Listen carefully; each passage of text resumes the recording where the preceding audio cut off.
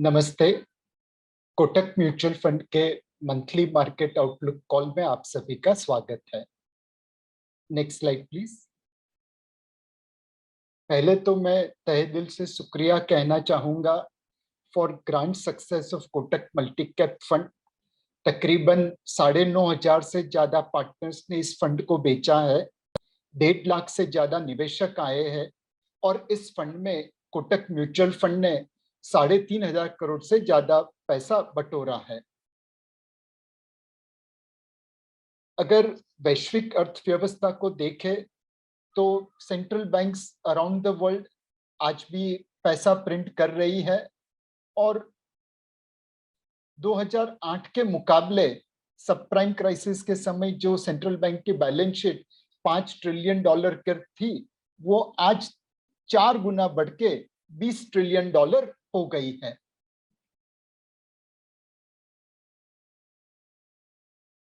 Because central bankers इतना पैसा print कर रहे हैं तो हर किसी की जेब में पैसा आया है, किसी की जेब में कम, किसी की जेब में ज्यादा। यूएस के जो कंज्यूमर्स है उनके पास आज की तारीख में तकरीबन $10 ट्रिलियन पैसा सेविंग्स अकाउंट में पड़ा है, जहां पे उनका सालाना ब्याज 6 बेसिस पॉइंट के आसपास होता है। 20% ऑफ यूएस मार्केट कैप आज की तारीख में बैंक में डिपॉजिट के रूप में पड़ा है।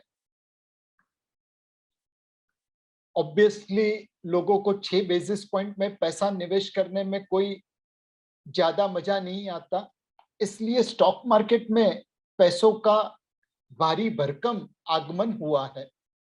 2010 से 2021 के बीच में 20 सालों में $800 बिलियन पैसा स्टॉक मार्केट में आया था और इस साल 2021 में तकरीबन $1 ट्रिलियन पैसा आएगा वैसा लगता है।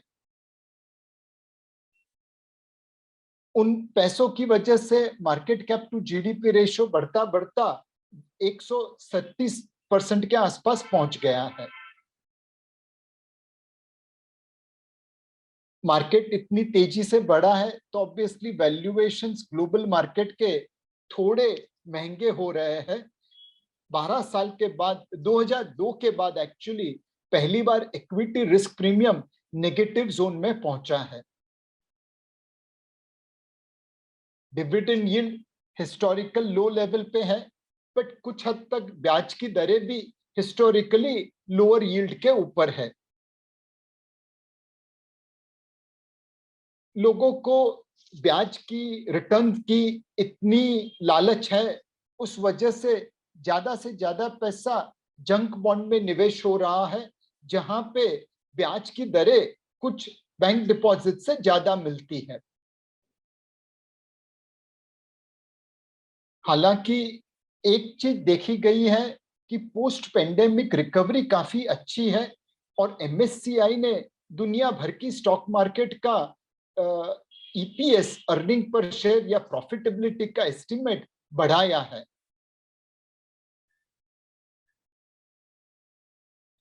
कंपनीज के पास पैसा है तो वो लोग निवेश करने की सोच रहे हैं और दुनिया में कैपिटल एक्सपेंडिचर या इन्वेस्टमेंट्स का ट्रेंड आगे बढ़ रहा है।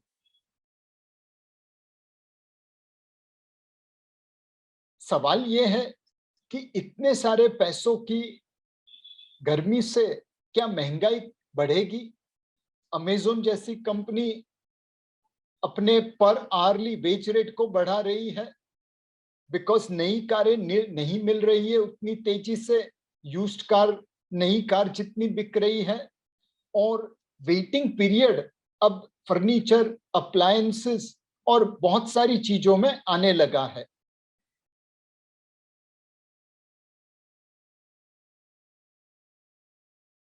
मार्केट की उम्मीद है कि महंगाई का दर यूएस, यूके, यूरोजोन और दुनिया भर की मार्केट में ऊपर रहेगा।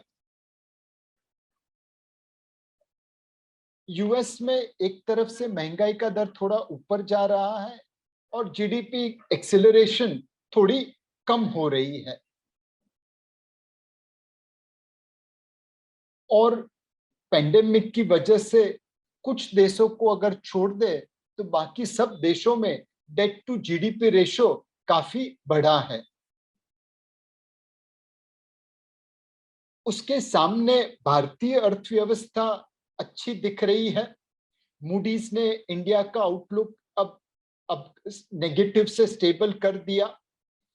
क्वार्टरली एक्सपोर्ट्स पहली बार $100 बिलियन को क्रॉस किए।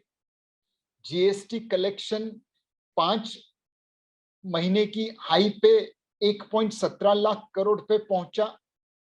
डायरेक्ट टैक्स कलेक्शन में 74% ग्रोथ दिखा ईयर ऑन ईयर। ईपीएफओ ने तकरीबन 15 लाख नए सब्सक्राइबर्स रजिस्टर किए।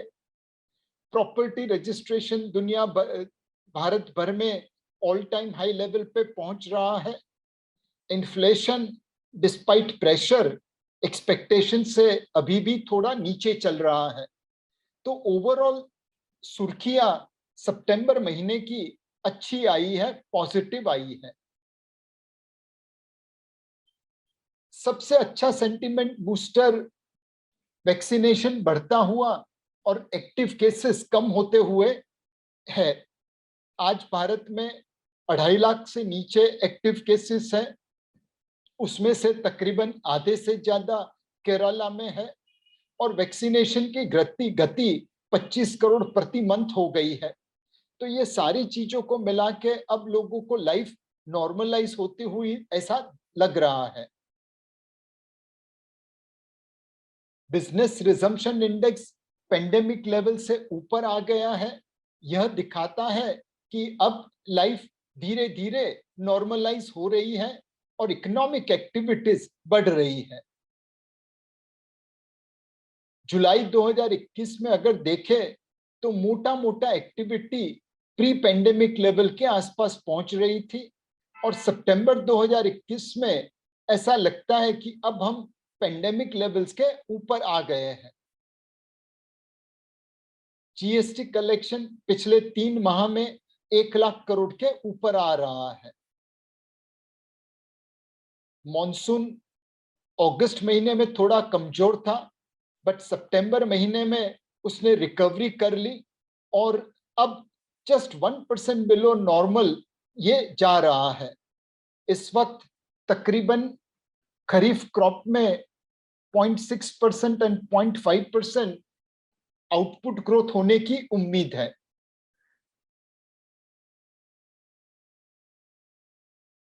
फॉरेन डायरेक्ट इन्वेस्टमेंट भारत में पिछले कई सालों से $50 बिलियन के ऊपर आ रहा है। 2021 में पेंडेमिक के बावजूद $82 बिलियन आया था और इस वक्त पहले 4 महीनों में $27 बिलियन एफडीआई आ चुका है। काफी ज्यादा एफडीआई स्टार्टअप वर्ल्ड में आ रहा है और वहां पे सिर्फ Q3 2021 में पूरे कैलेंडर ईयर 2020 से ज्यादा एफडीआई आया है। सरकार के पास टैक्स कलेक्शन बहुत अच्छा है। ऑयल के ऊपर भी उन्हें काफी अच्छी रेवेन्यू मिल रही है टैक्स की वजह से। तो कुल मिला के फिस्कल डेफिसिट पिछले सालों के मुताबिक काफी कम हो गई है। हमें लगता है सरकार अब कॉन्फिडेंटली पैसा खर्चा करना चालू करेगी बिकॉज उन्हें टैक्स रेवेन्यू पे कॉन्फिडेंस आ गया होगा और उसके मध्य सेकेंड हाफ में ग्रोथ और भी अच्छा हो सकता है। हमने पहले बताया था कि भारत में निवेश की गतिविधि, निवेश की एक्टिविटी बढ़ेगी वैसा लगता है और ये कुछ डेटा दिखा रहा है कि भारत में मैन्युफैक्चरिंग सेटअप्स अब बढ़ रहे हैं और उनका शेयर नए कंपनीज के रजिस्ट्रेशन में भी बढ़ रहा है। कंपनीज के पास फ्री कैश फ्लो जनरेशन हो रहा है, कॉर्पोरेट प्रॉफिटेबिलिटी काफी बढ़ रही है और उन पैसों को 3, 4, 5% पे बैंक डिपॉजिट में निवेश करने की जगह पे लोग बिजनेस में निवेश करेंगे ऐसा लगता है। इसके कुछ आसार दिखने लगे हैं। कंपेयर टू लास्ट ईयर इस बार इन्वेस्टमेंट्स में तकरीबन 26% की बढ़ोतरी देखी गई है।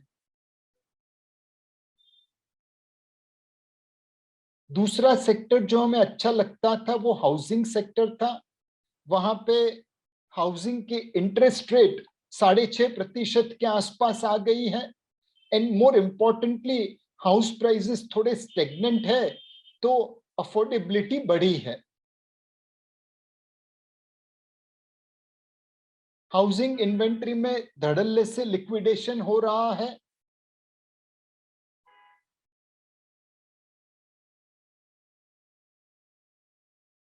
हाउसिंग सेक्टर और इन्वेस्टमेंट, इस सेक्टर की तेजी धीरे धीरे एम्प्लॉयमेंट जनरेशन में दिख रही है। पहले वेव में 25% से ज्यादा अनएम्प्लॉयमेंट हुई थी। दूसरे वेव में 15% से ज्यादा अनएम्प्लॉयमेंट हुई थी। आज की तारीख में अनएम्प्लॉयमेंट 6.8% के आसपास है।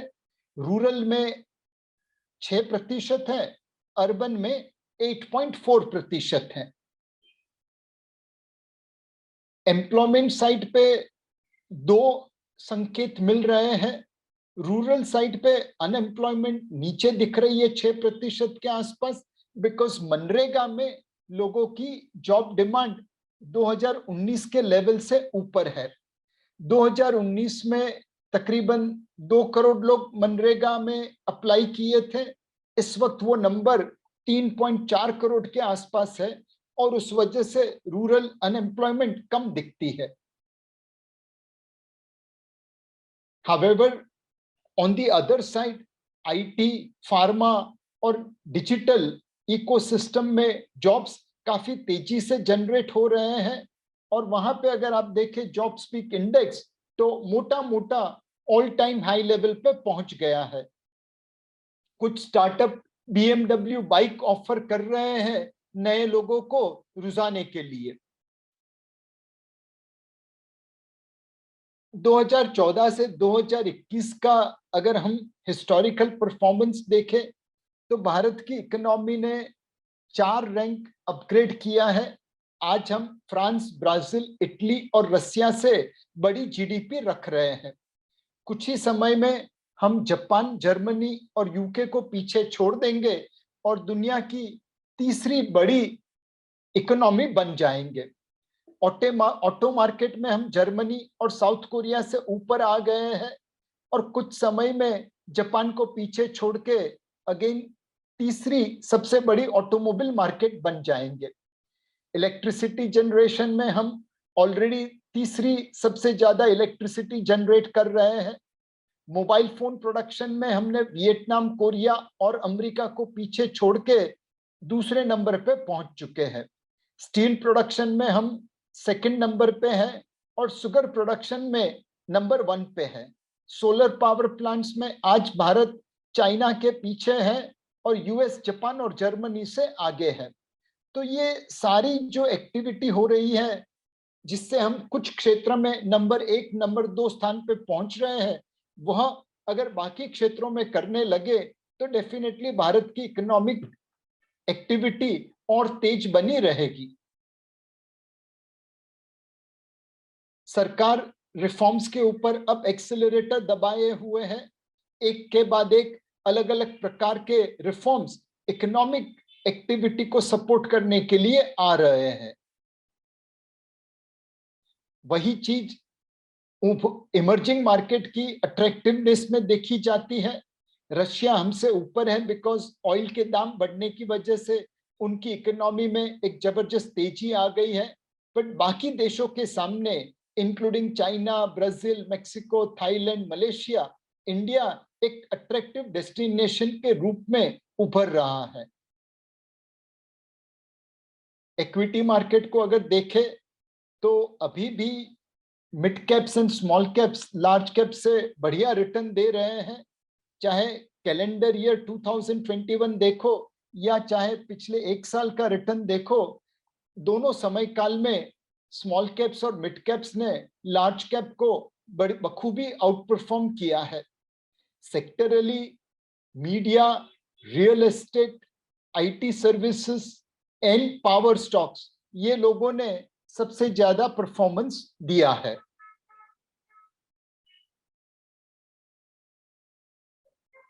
एफपीआई का कॉन्फिडेंस भारत के ऊपर चालू है। पिछले 12 महीनों में उन्होंने $28 बिलियन से ज्यादा का निवेश किया है।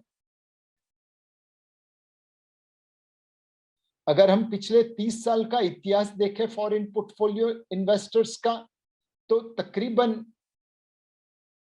26% से ज्यादा टोटल एफपीआई फ्लो पिछले साल FY 2021 में आया है।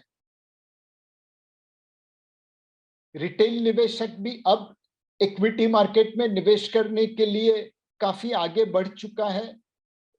2-2.5 करोड़ से ज्यादा डीमैट अकाउंट हमने पिछले साल पेंडेमिक में ओपन होते देखे हैं।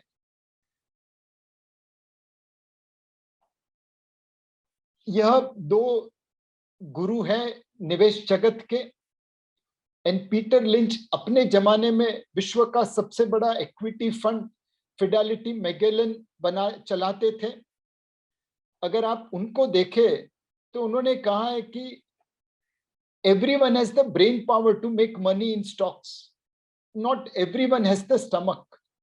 If you are susceptible to selling everything in a panic, you ought to avoid stocks and mutual funds altogether.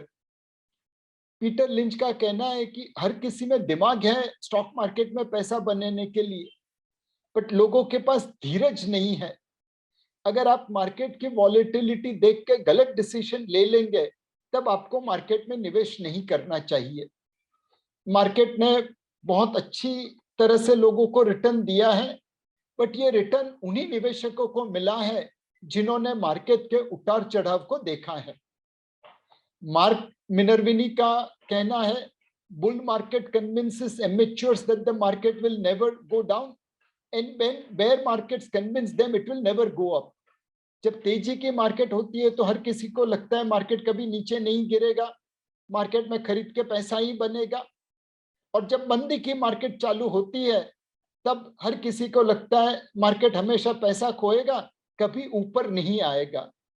सो तेजी और मंदी, उतार और चढ़ाव, अप्स एंड डाउन्स, ये पूनम और अमास की तरह मार्केट के अभिन्न अंग है और आपको दोनों को सहन करना पड़ेगा मार्केट में पैसा बनाने के लिए। हमारा कॉल इस वक्त भी मार्केट पे न्यूट्रल वेट का है।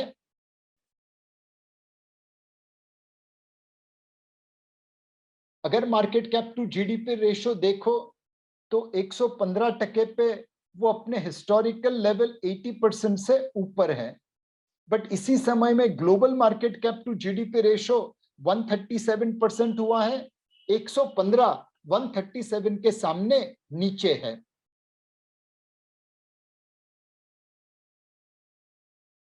ऑब्वियसली मार्केट में तेजी की वजह से कुछ स्टॉक्स महंगे हो चुके हैं। आज की तारीख में तकरीबन 60 से ज्यादा स्टॉक का पी 100 के ऊपर ट्रेड हो रहा है और पिछले 1-1.5 साल में वहां पे काफी बढ़त देखी गई है। इवन 50 के पी पे ट्रेड होने वाले स्टॉक भी तकरीबन 150 के आसपास है और वहां पे भी पिछले 1 साल में काफी इंक्रीज देखा गया है। तो कुछ पार्ट ऑफ द मार्केट महंगा लगता है। अगर आप वैल्यूएशन देखें तो वो अपनी हिस्टोरिकल लेवल से थोड़ा ऊपर ट्रेड हो रहा है।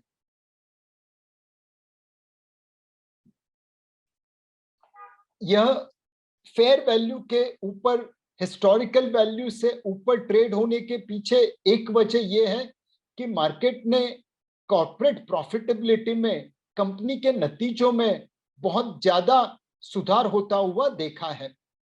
अगर आप देखें तो पेट मार्जिन आज ऑलमोस्ट हिस्टोरिकली हाई लेवल के आसपास है। एक जमाने में वो हाई सिंगल डिजिट होता था, अब ये ऑलमोस्ट 14-15% के आसपास पहुंचा है। And more importantly net sales growth अब मतलब बढ़ता बढ़ता 50% के आसपास पहुंच गया है। इस चार्ट को बड़ी ध्यान से देखिए, यह दिखाता है किस तरह कंपनीज ने मुनाफे में बढ़ोतरी की है।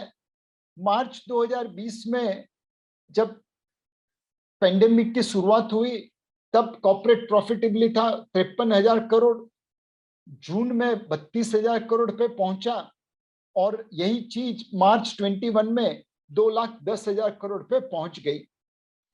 पिछले 4 क्वार्टर्स का अगर आप कॉर्पोरेट प्रॉफिटेबिलिटी देखें तो 8 लाख करोड़ के आसपास का प्रॉफिट बन चुका है।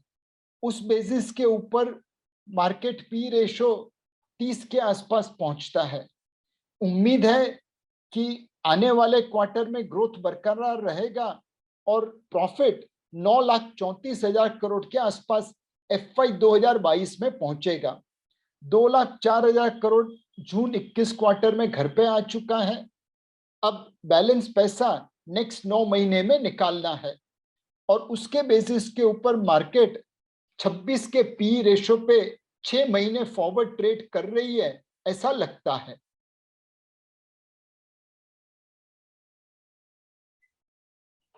इस चीज को बड़ी ध्यान से देखिए।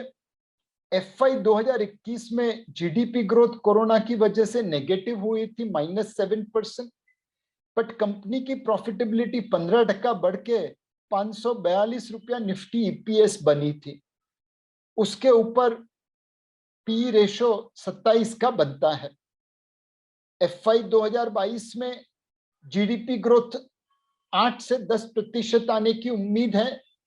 कॉर्पोरेट प्रॉफिट ग्रोथ 35% होगा वैसा लगता है और निफ्टी ईपीएस 732 रुपए के आसपास आए वैसा लगता है। यही चीज FY 23 में कंटिन्यू होगी और निफ्टी ईपीएस 865 रुपए की आए वैसा लगता है।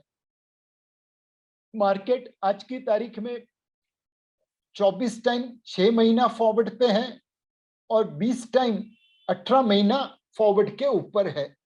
जब तक ये जर्नी 542 से 732 से लेके 865 की बनती रहेगी तब तक मार्केट में करेक्शन भले आता रहे, बट वो करेक्शन क्रैश में कन्वर्ट हो जाए उसकी गुंजाइश बहुत कम है।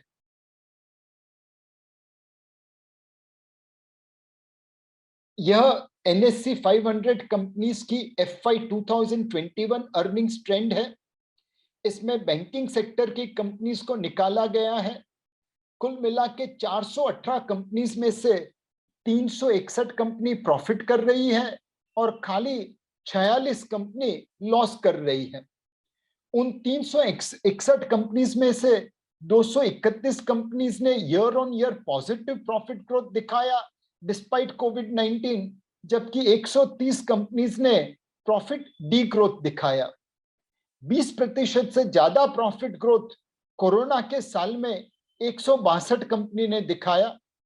152 कंपनीज में रेवेन्यू, इबिडा और प्रॉफिट आफ्टर टैक्स तीनों में ग्रोथ दिखा गया। 15% से ROE 200 कंपनी ने दिखाया और 227 कंपनी आज की तारीख में नेट डेट फ्री हो चुकी है। सो ओवरऑल कॉर्पोरेट प्रॉफिटेबिलिटी इतनी अच्छी आ रही है कि उसने मार्केट को सपोर्ट करके रखा है और जब तक नंबर्स इस तरह आते रहेंगे तब तक मार्केट में करेक्शन जरूर आता रहेगा, बट वो करेक्शन बड़े क्रैश में कन्वर्ट नहीं होगा। एक और नजरिया है मार्केट को देखने का, वो है वैल्यूएशन का। और आज की तारीख में सेंट्रल बैंक ने जिस तरह से लिक्विडिटी प्रिंट की है उसके तहत NFTs, क्रिप्टो करेंसीज और प्राइवेट इक्विटी डील्स, उनकी वैल्यूएशन बहुत बढ़ चुकी है। आप स्क्रीन के ऊपर एक साइबर कॉम को देख रहे हैं।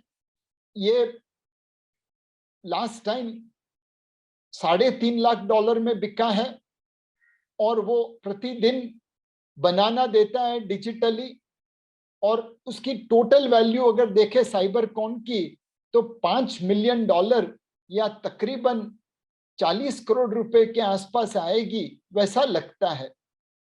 तो अगर ये साइबरकॉन 40 करोड़ रुपए में बिक सकता है या उसकी वैल्यू बन सकती है, तो लिस्टेड मार्केट में ऑब्वियसली उतनी कोई महंगी चीज नहीं है।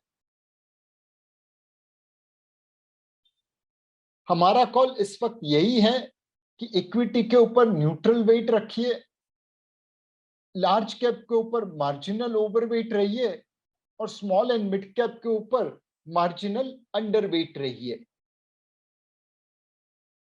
क्या मार्केट में कुछ चिंता का कारण है? यस, सबसे पहला चिंता का कारण चाइनीज इकोनॉमी में क्या होगा वो है।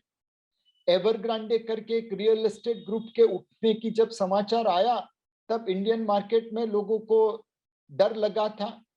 मैंने और मेरे कलीग पंकज टिब्रेवाल ने टाइम्स ऑफ इंडिया में लिखा था कि एवरग्रांडे लीमैन नहीं बनेगा और वो चाइनीज एंड वर्ल्ड इकोनॉमी को उतना इम्पैक्ट नहीं करेगा। उसके बाद जो 15-20 दिन गुजर गए उसमें एवरग्रांडे को लोग भूल गए हैं और हमारा जो कॉल था वो अब सही आता हुआ दिख रहा है।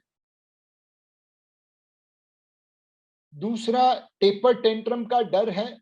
2013 में सेंसेक्स नीचे गिरा था जब टेपर टेंट्रम आएगा वैसा अनाउंस हुआ था। 2022 में फेड शायद ब्याज की दरें बढ़ाएगी वैसा लोगों को लगता है और उस वजह से क्या हमारी मार्केट में 2013 की तरह करेक्शन आएगा, ऐसा लोगों को डर है। हमें लगता है ये डर इस वक्त बेबुनियाद है। अगर निफ्टी 21-22 हजार पे है तो ऑब्वियसली टेपर टेंट्रम करेक्शन ला सकता है। अगर निफ्टी 16-17 हजार पे है तो शायद टेपर टेंट्रम से उतना बड़ा करेक्शन नहीं आएगा। मोर इम्पोर्टेंटली कंपेयर टू 2013, 2021-22 में भारत $650 बिलियन एफएक्स रिजर्व्स पे पड़ा है, जो टेपर टेंट्रम को बड़ी आसानी से मैनेज कर पाएगा। Next slide please. जो एक डर मार्केट को सताए जा रहा है वह महंगाई का है। दुनिया भर में महंगाई की दरें बढ़ रही हैं। भारत में आज की तारीख में महंगाई का दर आरबीआई के टारगेट लेवल से नीचे है। कुछ महीनों के लिए अगर मॉनसून ने वेजिटेबल प्राइसेस को इम्पैक्ट नहीं किया तो महंगाई का दर काबू में रहेगा वैसा लगता है। बट अगर किसी कारण की वजह से महंगाई काबू में नहीं आती है तो आरबीआई लिक्विडिटी टाइट करेगा, ब्याज की दरें बढ़ाएगा और उसकी इम्पैक्ट वैल्यूएशन पे नेगेटिव आ सकती है। एक डर लोगों को यह भी है कि मार्केट बहुत तेजी से भाग गया है। वैसा अगर आप पास्ट एनालिसिस करें तो लगता नहीं है। करंट रैली 73 वीक पुरानी है एंड बहुत सारी रैली उससे लंबी चली है।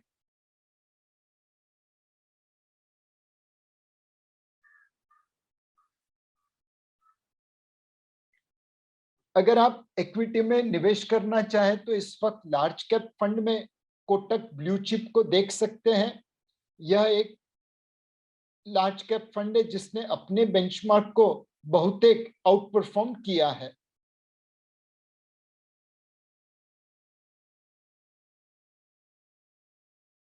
कोटक एसेट एलोकेटर फंड एक fill it shut it forget it type का फंड है। इसने पिछले 7 सालों में अच्छी तरह से रिटर्न जनरेट किया है डेट और इक्विटी में अलोकेट करके। और आप सभी के जो क्लाइंट असेट एलोकेशन खुद नहीं करना चाहते या वो रिटेल क्लाइंट है इसलिए आप उन्हें समय नहीं दे पाएंगे, तो ये बेस्ट फंड है।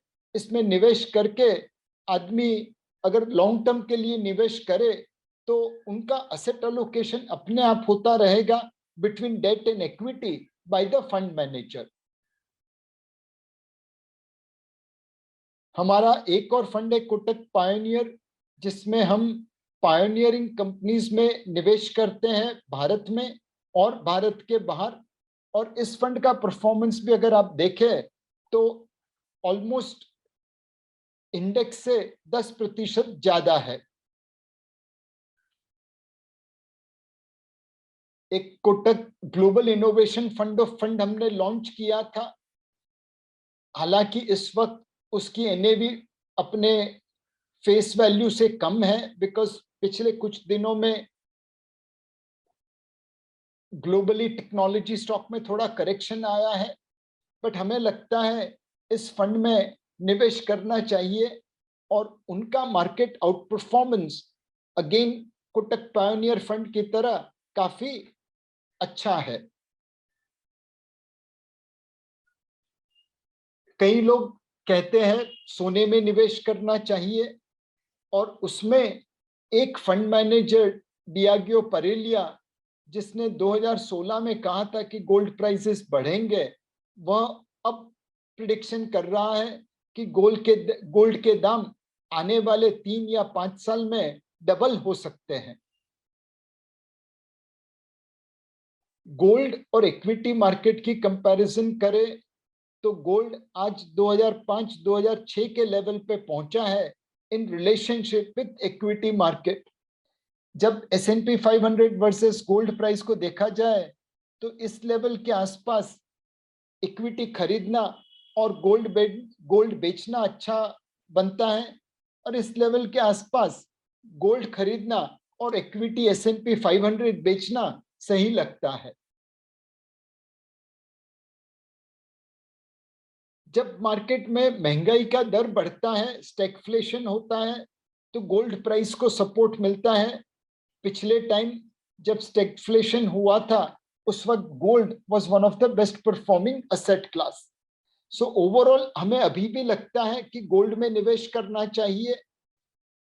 गोल्ड में निवेश करते समय सबसे अच्छे सॉवरिन गोल्ड बॉन्ड्स है, उसके बाद गोल्ड ETF है, और उसके बाद फिजिकल गोल्ड है।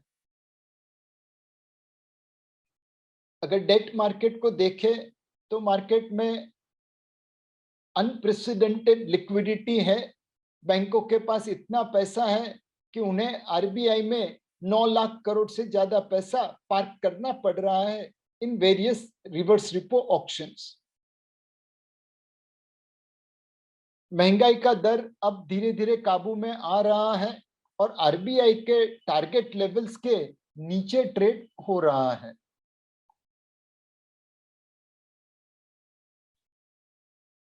महंगाई के दरों में जो कंट्रोल है वो मेनली फूड प्राइसेस ड्रिवन है, और अच्छे मॉनसून की वजह से इस वक्त लगता है कि फूड प्राइसेस कंट्रोल में रहेगी।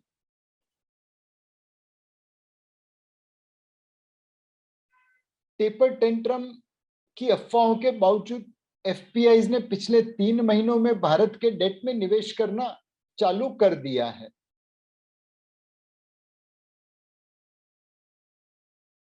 इस वक्त डेट में अगर निवेश करना है तो कैरी प्रोडक्ट में, या जिसमें ब्याज की दर आपके रिटर्न में कन्वर्ट हो जाए विदाउट मार्क टू मार्केट, वो बढ़िया रहेगा। मॉर्गन स्टैनली ने एक रिसर्च रिपोर्ट निकाली थी जिसमें उन्होंने कहा है कि भारत डेट इंडेक्स में इंक्लूड हो जाएगा, उसके लिए कामकाज चल रहा है। अगर भारत का इंक्लूजन डेट इंडेक्स में होता है तो सालाना 10 से 25 बिलियन डॉलर का फ्लो मार्केट में आ सकता है। गिल्ट यील्ड कर्व को अगर देखें तो वो 3 से 5 साल 6 साल की रेंज में अच्छा लगता है निवेश के पॉइंट ऑफ व्यू से। ओवरऑल शॉर्ट एंड ऊपर आए और लॉन्ग एंड थोड़ा ऊपर जाए, वैसा लगता है yield curve point of view से। एसटीएल में गिल्ड के मुकाबले 50 से 75 बेसिस पॉइंट ज्यादा मिल सकते हैं, और उसीलिए हमारे फंड में हमने स्टेट डेवलपमेंट लोन में अच्छा एक्सपोजर लिया है। आरबीआई अद्भुत काम कर रहा है। वह लिक्विडिटी मैनेज करता है, ब्याज की दरों को संभाले हुए है, 650 से ज्यादा फॉरेन एक्सचेंज रिजर्व्स को मैनेज कर रहा है, फाइनेंशियल मार्केट में डेली स्टेबिलिटी का ध्यान रख रहा है और गवर्नमेंट के बोरोइंग प्रोग्राम को आसानी से पसार कर रहा है। ओवरऑल डेट मार्केट में ब्याज की दरें एक रेंज बाउंड मूवमेंट देगी वैसा लगता है और 3 से 6 साल 5 साल की रेंज वाला यील्ड कर्व अच्छा लगता है risk return point of view से। इस समय अगर आपको शॉर्ट टर्म में निवेश करना है तो Kotak money market fund, Kotak savings fund जैसे फंड उपयुक्त रहेंगे। थोड़ा मीडियम टर्म देख रहे हैं तो Kotak floating rate fund, Kotak bond short term उपयुक्त रहेगा और 3 साल से ज्यादा की अवधि के लिए banking and PSU debt fund, dynamic bond fund and bond fund उपयुक्त रहेंगे।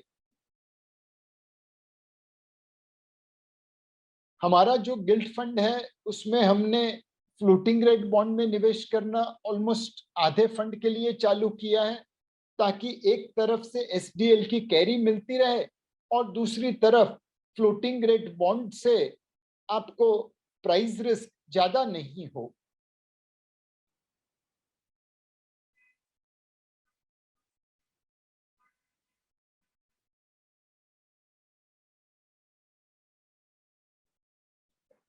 कोटक डायनामिक बॉन्ड फंड अपने बेंचमार्क इंडेक्स को कई बार आउट परफॉर्म करता है पिछले कई सालों में। इस वक्त थोड़ा अंडर परफॉर्मेंस है बट आई एम श्योर हम लोग इसे over a period of time cover करने की कोशिश करेंगे। बहुत सारे निवेशक ऐसे हैं जिन्हें ब्याज की दरों में कटौती होने की वजह से डेट फंड का रिटर्न कम लग रहा है। उनके लिए उन्हें डेट फंड से हाइब्रिड फंड में लाना बहुत उचित रहेगा। हाइब्रिड फंड में भी कोटक डेट हाइब्रिड फंड है जो 15 से 25% के आसपास इक्विटी एक्सपोजर देता है और इक्विटी हाइब्रिड फंड है जिसमें 65 से 80% का इक्विटी एक्सपोजर मिलता है। कोटक इक्विटी सेविंग्स फंड में तकरीबन 20 से 40% का इक्विटी एक्सपोजर बनता है। तो बहुत महंगी मार्केट में कोटक डेट हाइब्रिड जैसा फंड उपयुक्त रहेगा। एक सस्ती मार्केट में कोटक इक्विटी हाइब्रिड उपयुक्त रहेगा और एक फेयर वैल्यू मार्केट में कोटक इक्विटी सेविंग्स फंड जैसा फंड लोग देख सकते हैं। इस तरह से अगर आप निवेश करें तो महंगी मार्केट में डेट निवेशकों के लिए ज्यादा इक्विटी एक्सपोजर होगा, सॉरी सस्ती मार्केट में ज्यादा होगा और महंगी मार्केट में कम होगा।